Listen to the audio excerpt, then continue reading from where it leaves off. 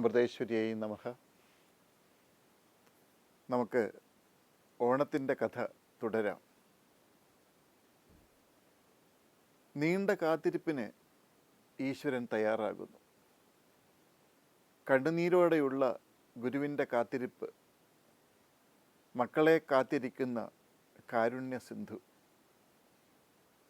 വർഷങ്ങൾക്ക് മുമ്പ് തിരുവോണത്തിൻ്റെ തലേ ദിവസം ഒരു ഉത്രാട രാവിൽ അമ്മ ഞങ്ങളോട് ചോദിച്ചു, നാളെ മക്കൾ വരില്ലേ?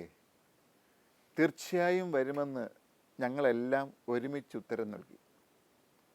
വരുമെന്ന് അമ്മയ്ക്ക് വാക്ക് നൽകിയതാണ്. പണ്ട് വാമന വേഷത്തിൽ വന്ന വിഷ്ണുദേവന് അസുര ചക്രവർത്തിയായ മഹാബലി വാക്കുകൊടുത്ത കഥ പ്രസിദ്ധമാണ്.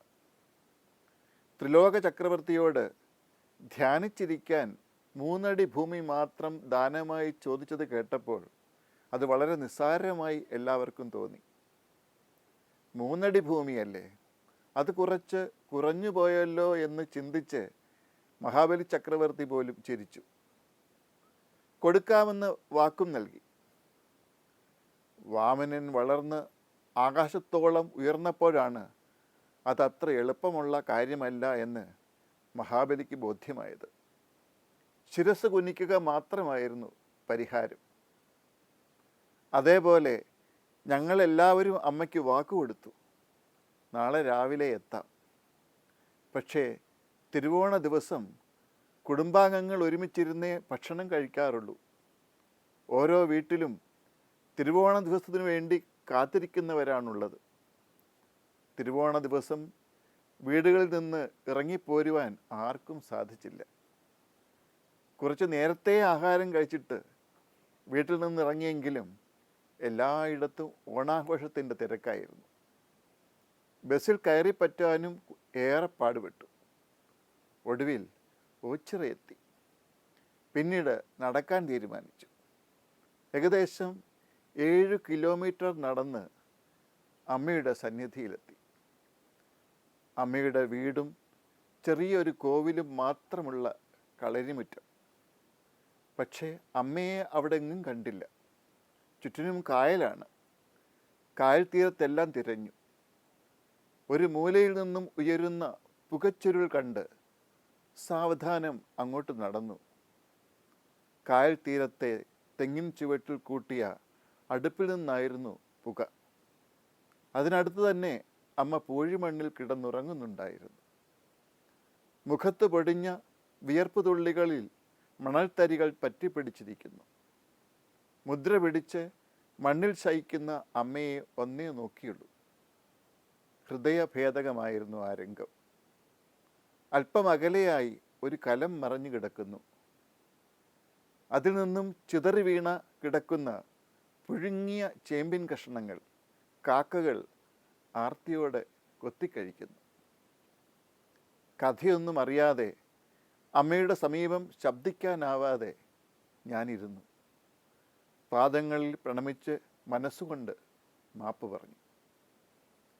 അമ്മ സാവധാനം എഴുന്നേറ്റു. അപ്പോഴേക്കും മക്കൾ ഓരോരുത്തരായി എത്തിക്കൊണ്ടിരുന്നു. എന്താണ് സംഭവിച്ചത് എന്ന് ഓരോരുത്തരും തിരക്കി. ഒരു പുഞ്ചിരി മാത്രമായിരുന്നു മറുപടി. പിന്നീട് അമ്മ വിശദീകരിച്ചു. മക്കൾ രാവിലെ വരുമെന്നല്ലേ പറഞ്ഞത്? എല്ലാവരും പോയി കഴിഞ്ഞപ്പോഴാണ് അമ്മ ചിന്തിച്ചത്, മക്കൾ വരുമ്പോൾ എന്തു കൊടുക്കും? അടുത്ത വീടുകളിൽ പോയി കുറച്ച് ചേമ്പ് പറിച്ച് കുട്ടയിലാക്കി കൊണ്ടുവന്നു. വേഗം അടുപ്പ് തയ്യാറാക്കി അമ്മ തന്നെ സ്വയം ചേമ്പിൻ്റെ തൊലി കളഞ്ഞ് കഴുകി വെള്ളമൊഴിച്ച് അടച്ചു അടുപ്പിൽ വെച്ചു. മക്കൾ വരുമ്പോഴേക്കും വെന്ത് പാകമാകും. അമ്മ അടുപ്പിൻ്റെ അടുത്ത് തന്നെ ധ്യാനിച്ചിരുന്നു. ഏറെ നേരം മക്കളെ കാത്തിരുന്നു. പലതവണ കടത്തുകടവിൽ പോയി നോക്കി. ആരും വന്നില്ല. തിരികെ വന്ന് അടുപ്പിന് സമീപം ഇരുന്നു. ചേമ്പ് വെന്ത് പാകമായിരിക്കുന്നു. അടുപ്പിൽ നിന്ന് മാറ്റിയാൽ തന്നെ തണുത്തു പോവില്ലേ? അവിടെ തന്നെ അടച്ചു വെച്ചു.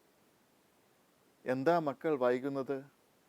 വീട്ടിൽ നിന്നും അവരെ വിട്ടു കാണില്ലായിരിക്കും.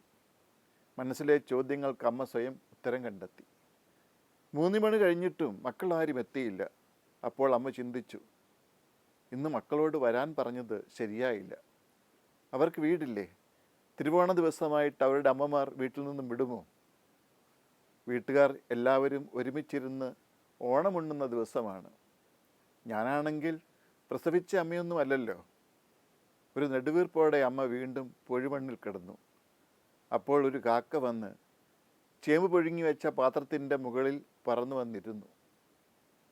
കലം മറിഞ്ഞ് പുഴുങ്ങിയ ചേമ്പിൻ കഷ്ണങ്ങൾ മണ്ണിൽ ചിതറി വീണു. കുറച്ച് ചേമ്പിൻ കഷ്ണങ്ങൾ അപ്പോഴും കലത്തിലുണ്ടായിരുന്നു.